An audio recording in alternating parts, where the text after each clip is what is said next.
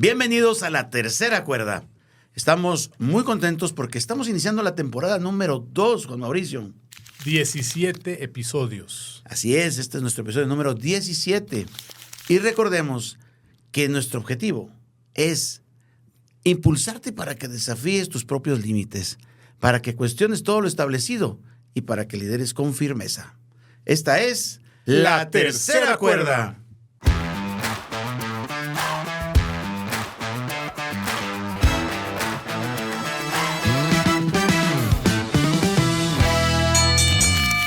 Hoy tenemos con nosotros a un invitado que captura no solo imágenes, sino historias. También captura emociones. Él es Mariano Aparicio, fotógrafo profesional.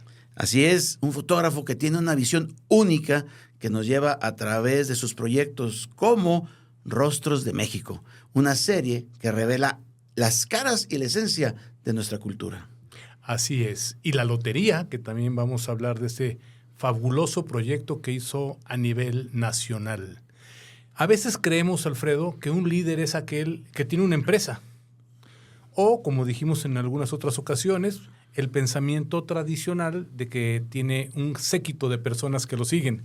Pero entrevistas como la de hoy y otros invitados que vamos a seguir teniendo, me recuerdan en aquel primer episodio con Corina de la Mora, en aquella primera temporada, cómo un líder no tiene que tener ni siquiera gente a cargo, porque empezamos viendo cómo es el liderazgo de ti mismo. Y creo que hoy con Aparicio vamos a encontrar cómo el potencial del arte con respecto al propio liderazgo nos ayuda a cualquier proyecto que querramos emprender. Definitivamente, así que sin más preámbulos, les invitamos a que si tienen oportunidad, tomen nota de lo que van a escuchar aquí, porque son aspectos muy interesantes que van a poder aplicar de forma inmediata. Así que, sin más ni más, vamos directamente a nuestra sección, La Entrevista.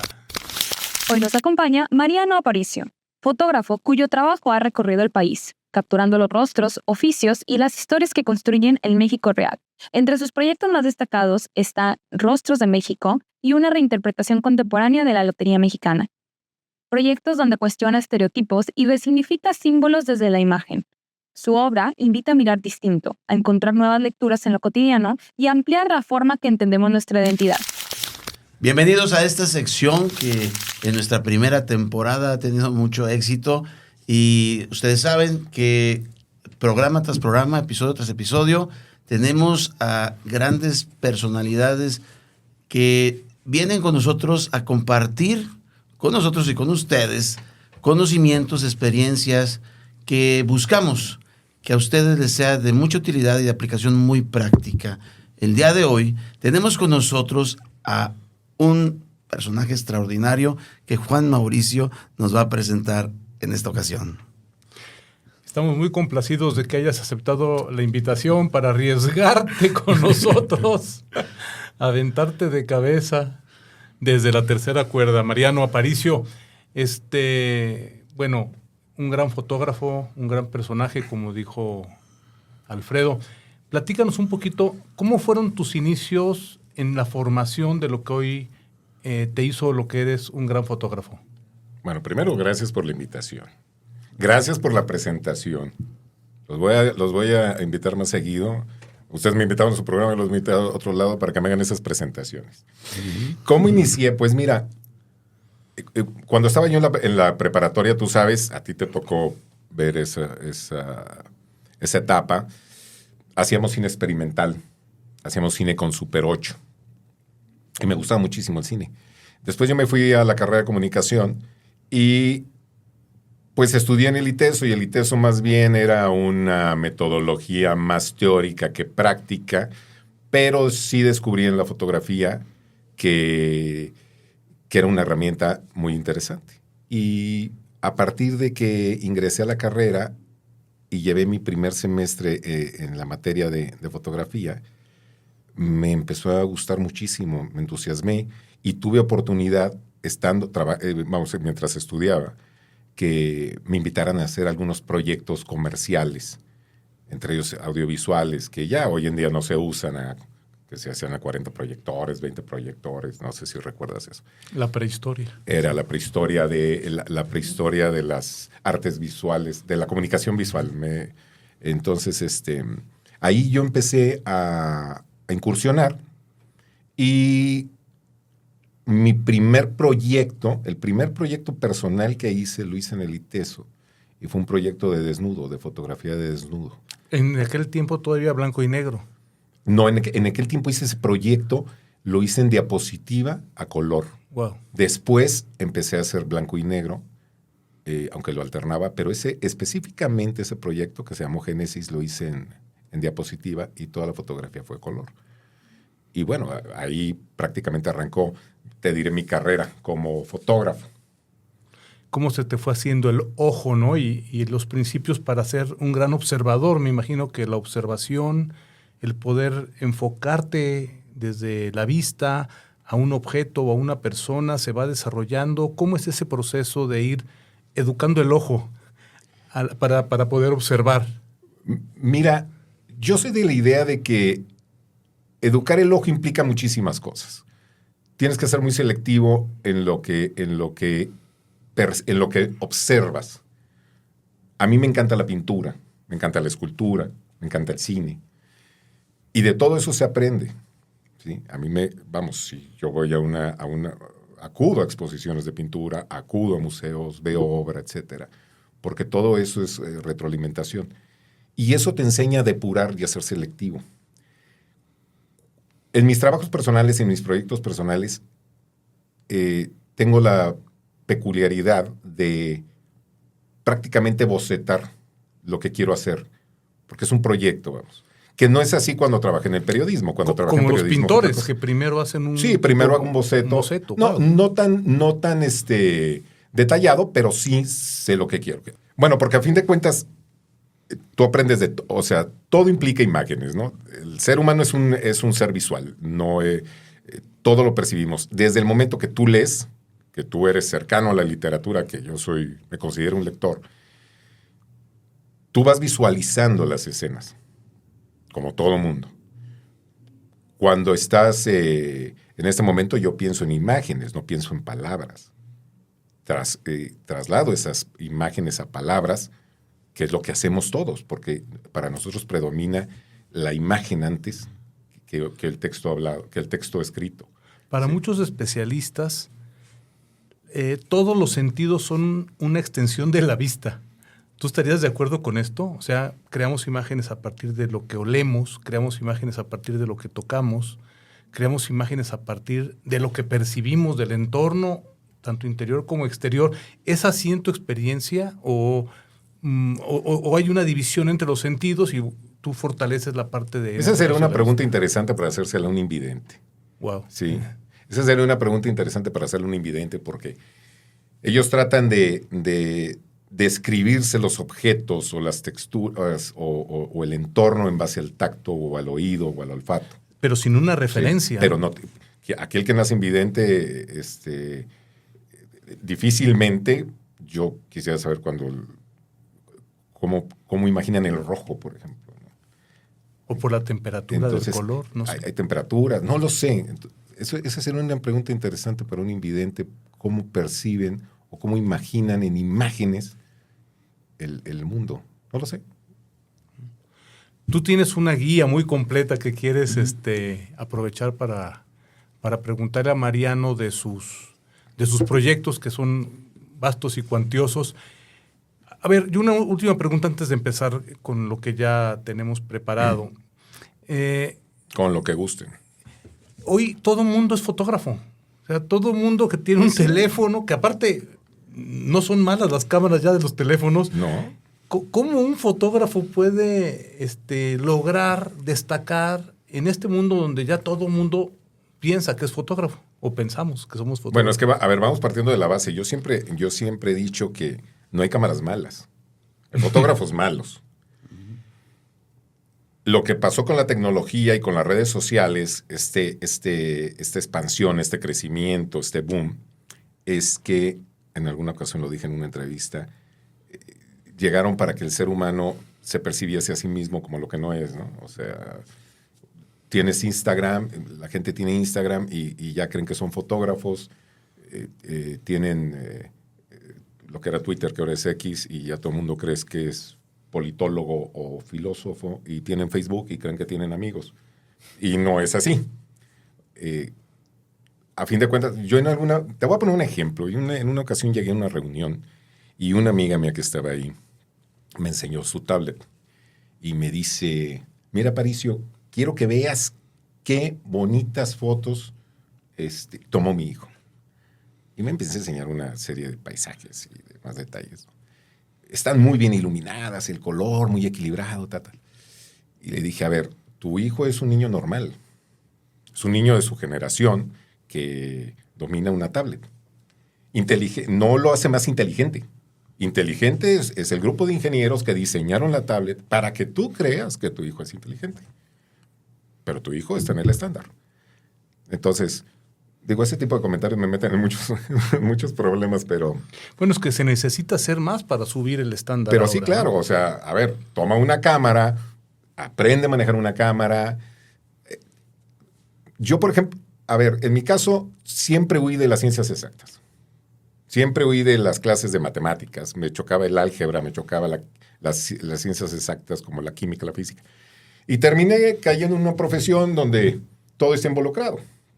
Porque la fotografía, en el momento, es física, es química, es matemáticas, es cálculo. Regresaste a aquello de lo que huiste. La fotografía es una disciplina que reúne todas las ciencias exactas.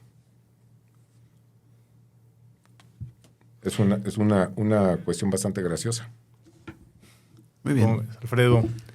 Un líder que fotografía líderes, ¿no? Tiene muchos proyectos. Así es. Donde la fotografía es el personaje, ¿no? Así es. Y uno de los proyectos que llama mucho la atención, al menos para mí, y quisiera que platicáramos un poquito de eso, es tu proyecto de Rostros de México. Ah, qué bonito. ¿Nos podrías compartir un poquito sobre ese Sí, proyecto? Claro. En general, lo que te implicó, y quisiéramos de aquí sacar algunas lecciones para la gente que nos escucha y nos ve a través de YouTube, a través de Spotify y a través de diferentes redes sociales, y para que ellos capten la esencia que tú puedas compartirnos sobre cómo aplicar en tu experiencia hacia ellos temas enfocados al liderazgo. Muy bien, claro. Mira, Rostros de México es un proyecto que nació de una idea, vamos, muy loca, ¿no?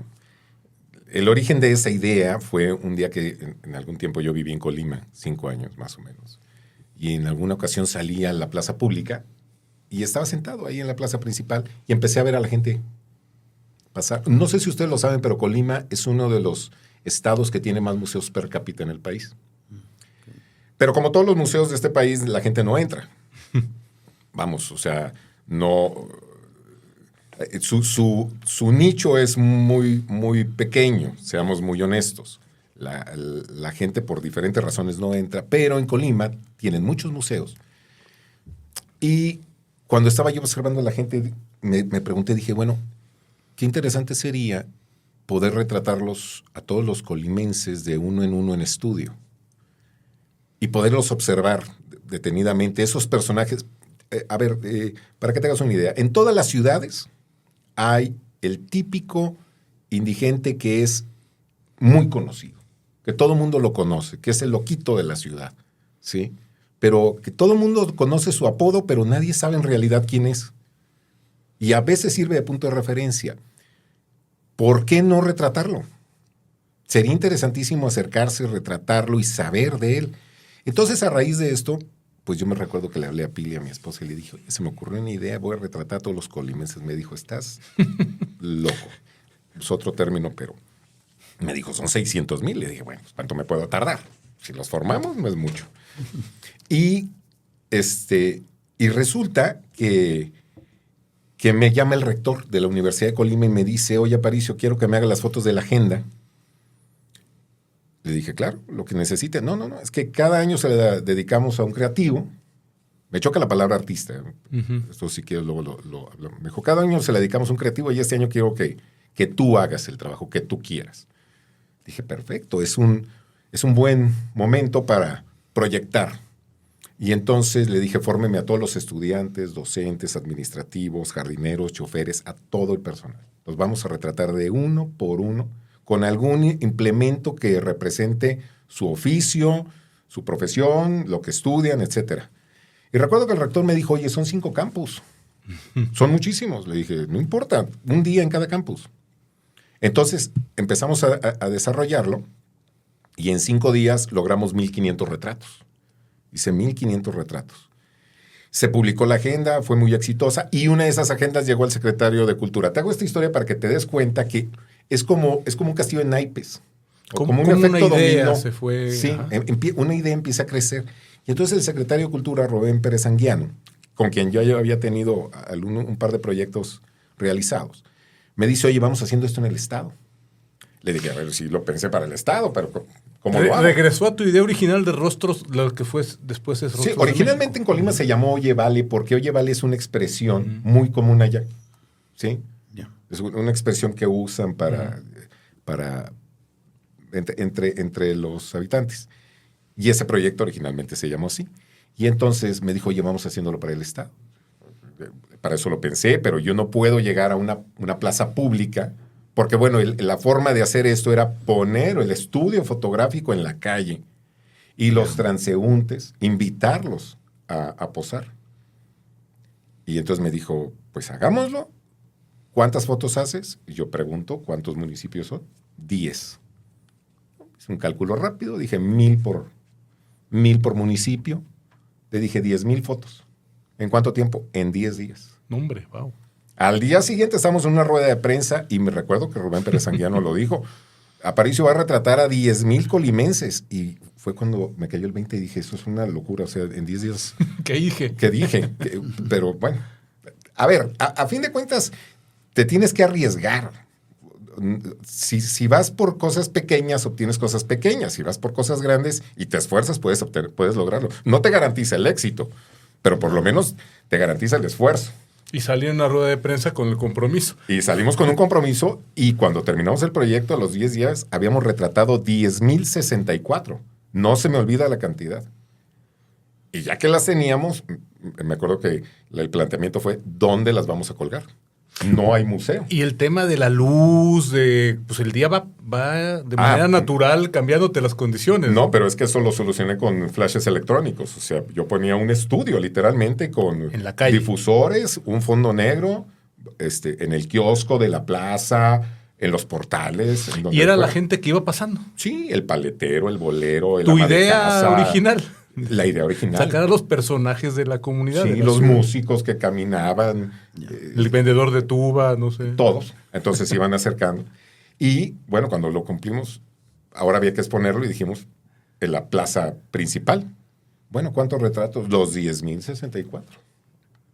No, pero no caben. Sí caben. Lo que hay que hacer es que tú no puedes dejar, si una persona ya te dedicó tiempo para ese proyecto, lo menos que puedes hacer es corresponder.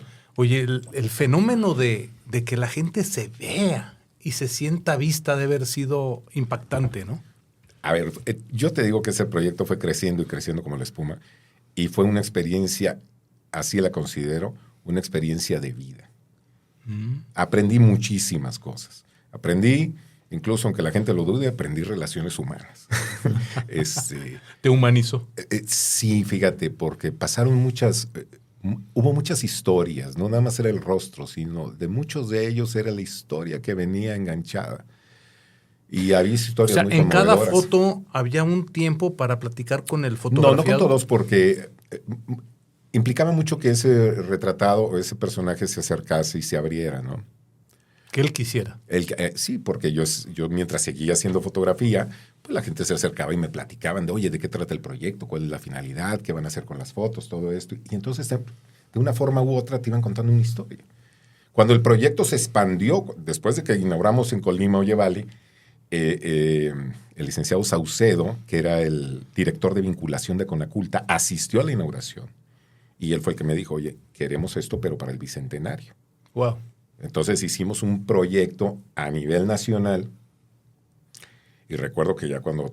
Fue todo un trámite, me voy a ahorrar muchos partes de la historia, pero al final me acuerdo que ya cuando se aprobó el proyecto me dijeron, si logras 40,000 fotos en 7 meses, es un hit. Logramos 62,000. Yo les entregué 62,000 retratos. Todos con nombre, apellido, fecha de nacimiento, ocupación y lugar de origen. Y una cesión de historia derechos. detrás de cada uno. Y sí, claro, te puedo contar varias de ellas. Hubo una chica, esta historia la cuento mucho porque la verdad fue muy conmovedora y se me quedó grabada. Una chica esto pasó en Tabasco, creo, que llega una chica muy joven, como de 22 años, después de que cuando se pone para que la retrate, cuando se pone frente a mí en la cámara, se jala la blusa y me dice que salga mi bebé. Y le digo, ¿estás embarazada? Me dijo, bueno, tengo 2 meses. Y entonces, bueno, obviamente no se le notaba. Le hago la foto y tal. El que sigue, y así vamos. Y entonces esta chica se acerca a mí y me dice, ¿sabes por qué quiero estar en tu proyecto? Le dije, no, platícame. Dijo, porque me voy a morir. Le dije, bueno, pues todos nos vamos a morir. Dijo, no, pero es que a mí me dieron 1 año de vida. Tengo un tumor en la cabeza, etcétera, etcétera. Ya me desahuciaron. Y yo decidí que en este año que me queda voy a ser madre. Ella había hecho, lo comentó con su familia y todo, y platicaron. Y bueno, se suponía que cuando ella faltase, el bebé se hace cargo de su familia. Y me dijo, yo quiero que cuando mi hijo nazca, cuando nazca yo lo voy a conocer, pero ella no se va a acordar de mí, pero si algún día acude a tu archivo y ve mi foto, vas a ver que estamos juntos, que yo sabía que estaba ahí. Bueno, esta historia pasó y como estas pasaron muchas, hubo gente que venció al cáncer, gente que tenía un aniversario especial, etcétera. Muchas historias. Todo eso sale en la imagen. O sea, la historia está en la misma imagen que se cuenta sola, ¿no? No necesita... La historia las ves en nombre. la actitud de las personas, la actitud del retratado siempre habla de su historia.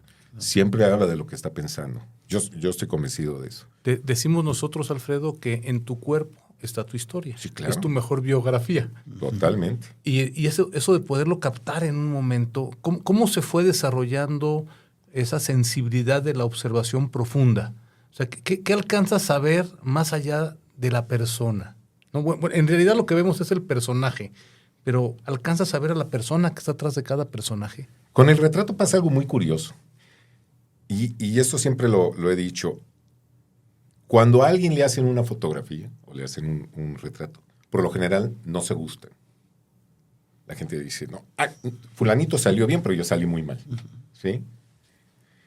A ver, el asunto con el retrato es que por lo general siempre esperamos dar más o vernos más inteligentes, más altos, más guapos, ¿sí? Si es delgado, más gordito, más delgado, o sea, como sea. Siempre esperamos vernos más. El asunto es que la fotografía no miente. La fotografía real tiene estatus de verdad. No nos vamos a meter en el Photoshop, no nos vamos a meter en la inteligencia artificial. La fotografía real tiene estatus de verdad. No miente. Tú no puedes fotografiar algo que no existe. ¿Sí? Tú tienes dos materias primas que son intangibles, tiempo y luz. No las puedes tocar. E irónicamente es lo que tienes para fotografiar algo que sí es tangible. ¿Sí? Es lo que es. Claro. En alguna ocasión en un curso me decían, no, es que yo sí puedo retratar algo que no existe. Le digo, ¿cómo qué? Un alumno me decía, mi muerte. Le dije, no, fotografiarás una representación de tu muerte, pero no es tu muerte. Ya en el momento en que lo fotografías, ya no estás muerto, compadre. Y si estás muerto, no lo puedes fotografiar. Así que, a ver, ese tipo de romanticismo de la fotografía también no existe. O sea, la fotografía es una herramienta. Es una herramienta creativa. ¿Sí? Y eso es lo que es mágico en la vida. ¿De dónde viene esa necesidad o interés por vernos? Porque antes de la fotografía, pues veíamos el reflejo del agua y luego, no sé, han de haber sido primero los espejos, pero ¿de dónde viene esa necesidad de Es muy buena pregunta, pero recuerda que el primer reflejo, aquella historia del reflejo en el agua, más famosa es el mismo Narciso, que al verse en el agua se enamora de sí mismo. Es famosa la imagen, ¿no? Y Está en el río. es por ese mismo hecho, porque somos narcisistas. O sea, no existe ser humano sencillo. Eso no se va a dar. ¿Sí? Es como, habrá quien te diga, es que yo no soy talentoso, no soy creativo. Primero defíneme talento y defíneme creatividad, porque vamos viendo sobre qué estamos discutiendo. Porque para mí, todas las personas son creativas. Todas las personas tienen un talento. Todas las personas son cultas. Y todos nos queremos ver a nosotros mismos. Y todos nos queremos ver más talentosos, más creativos, más cultos. Pero vamos, o sea, a fin de cuentas lo somos. Has retratado muchos líderes. Sí, he tenido esa fortuna. ¿A quién recuerdas de manera así que te haya impactado? Pues mira, he retratado a Francisco Toledo, he retratado a Plácido Domingo, he retratado a Diego Fernández de Ceballos, en su momento retraté a Salinas, pues no sé, es que he retratado a muchos. ¿Con Salinas pareció autorretrato? No. A Fernando del Paso también lo retraté. Quería ver, de alguno de estos que mencionaste, ¿alcanzas a ver lo que hay atrás de esa persona? Mira. ¿No la fachada, nada más? A ver, sería muy pretencioso decir que como retratista tú puedes leer a una persona. No lo puedes leer. Porque cuando tienes apenas un primer acercamiento, eso es imposible. No tienes, antecedentes. A menos que sea una persona muy famosa. Cuando retrato a una persona común, etcétera, es mi primera interacción con ellos, como te digo, sería pretencioso decir lo conozco, pero no es pretencioso imaginar cómo es. Y es que tú lo has dicho, el cuerpo es la biografía. Entonces, muchas cosas las vas deduciendo. Esto es algo muy curioso, no te lo sé explicar. Pero, por ejemplo, cuando retraté a Francisco Toledo, era un señor que imponía mucho por lo que representaba, por quién era, por sus características especiales como ser humano, como plástico, como indígena, etcétera. Había toda un aura a su alrededor. Y obviamente en base a lo que yo conocía de Toledo, tenía una imagen muy formada. ¿Sí? Porque fíjate que yo me imagino cuando vas a retratar a alguien, pues la persona está posando para la foto. O sea, está queriéndose convertir en algo que él quisiera hacer o que quisiera proyectar, no lo que es. Sí, es cierto. Hay un libro muy interesante, aquí a nuestro experto en libros, Alfredo, que escribió el que le ayudaba a Hitler a hacer el ensayo de sus conferencias. De sus discursos. Tú lo has de conocer. Yo sé que, me acuerdo del fotógrafo, no recuerdo el nombre. Lo interesante es que él podía ver al Hitler real cuando salía del personaje, porque estaba interpretando algo para que los demás lo vieran y se proyectara en su mensaje, lo que quisiera él proyectar. Pero él veía al otro, al que de repente decía, no logramos lo que yo quería, pero estaba hablando el otro. Sí, claro. No sé si te parece que regresemos con los proyectos de Mariano en la siguiente etapa de la entrevista, porque sí. Tenemos esta primera parte que fue nada más como una introducción, ¿no? ¿Apenas?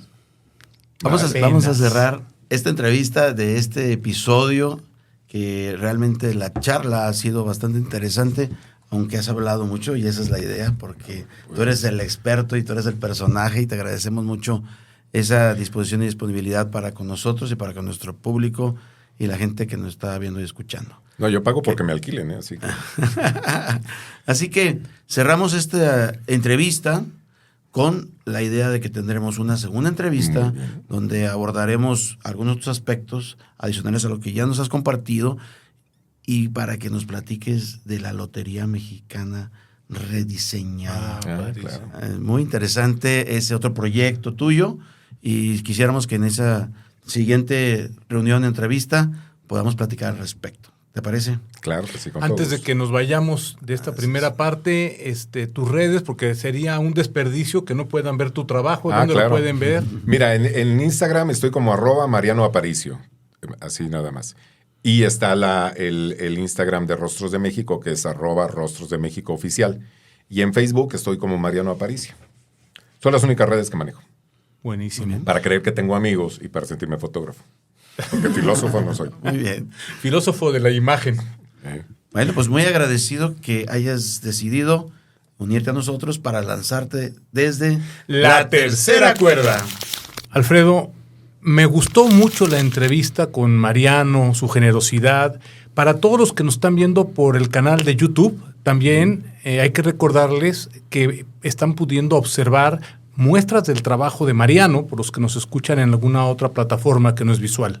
Es correcto. Y pues tenemos películas que, Sí, así es. que recomendarles, amigos, porque Mariano, la verdad es de que nos ha abierto la imaginación a ver todo en imágenes. ¿Y qué te parece si le recomendamos la película de Frida Kahlo? Excelente. La vida de ella y aparte viviendo con quién, ni más ni menos que con Diego Rivera. Así es. Entonces, hablando de imágenes, todo lo que ha hecho nuestra tradición y de los rostros de México, que también platicamos con Mariano. Entonces, la película que yo les recomiendo es que vean la edición de Frida Kahlo con Salma Hayek, que es la más reciente. Muy bien, pues entonces ya tenemos recomendación para, si no la hemos visto, este fin de semana darle un vistazo a esa película. Y pues bueno, en cuanto a la recomendación literaria, en esta ocasión yo quiero platicarles brevemente sobre el libro Creatividad S.A. de Ed Catmull. Este es un libro esencial para líderes y emprendedores que buscan entender cómo crear y mantener un entorno que impulse la innovación. Ed Catmull, cofundador de Pixar, comparte los desafíos y éxitos detrás de los estudios de animación más exitosos del mundo. Wow, excelente recomendación. Así es. Porque el pensamiento creativo ha sido una constante en estos programas donde hablamos de liderazgo. Definitivamente, y hoy no ha sido la excepción. Hemos tenido con nosotros al gran Mariano Aparicio, quien nos va a acompañar un poquito más adelante. En algún otro episodio tendremos la oportunidad de seguir platicando con él. Así que gracias por estar con nosotros, por regresar con nosotros a esta segunda temporada. Y nos vemos aquí En la tercera cuerda.